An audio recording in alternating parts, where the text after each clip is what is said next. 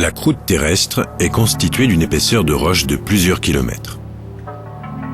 La roche est l'élément solide fondamental qui compose la Terre, du sol sur lequel nous marchons aux océans, en passant par les déserts et les montagnes.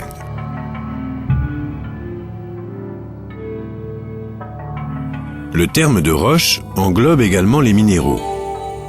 En fait, toutes les roches sont composées de plusieurs minéraux.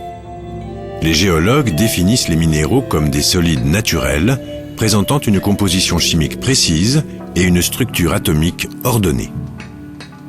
Les minéraux peuvent être des éléments chimiques purs ou des matériaux composés de plusieurs éléments. L'or, l'argent et les diamants en sont 3 exemples. La Terre évolue constamment, et il en est de même pour les roches et les minéraux qui la constituent. Ils sont sans cesse redistribués et recyclés dans un processus appelé cycle des roches. Au cours de millions d'années, les roches sont perpétuellement créées, transformées et détruites. Tout au long de l'histoire, les hommes ont appris à utiliser les roches, que ce soit pour la construction de bâtiments d'habitation, d'ouvrages d'art ou d'objets décoratifs.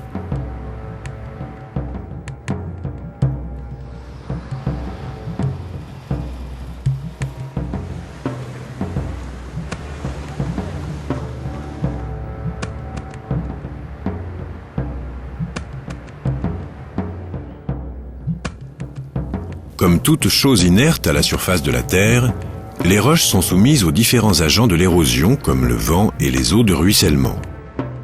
L'action de ceux-ci donne parfois naissance à des reliefs spectaculaires. Mais en compensation de ces transformations destructives, de nouvelles roches se forment continuellement. Certaines particules rocheuses se déposent et durcissent dans la roche sédimentaire. D'autres sont ensevelies, compactées, chauffées et recristallisées sous la surface de la Terre. Les températures et les pressions sont si élevées dans les profondeurs du globe que les roches et les minéraux fondent et deviennent liquides.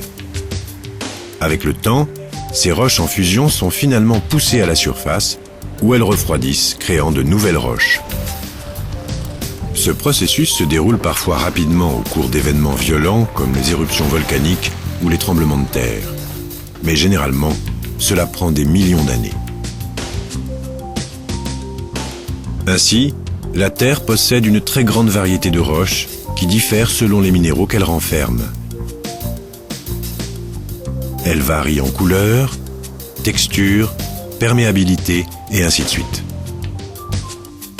Les géologues étudient les roches à la recherche d'indices concernant l'histoire de la Terre.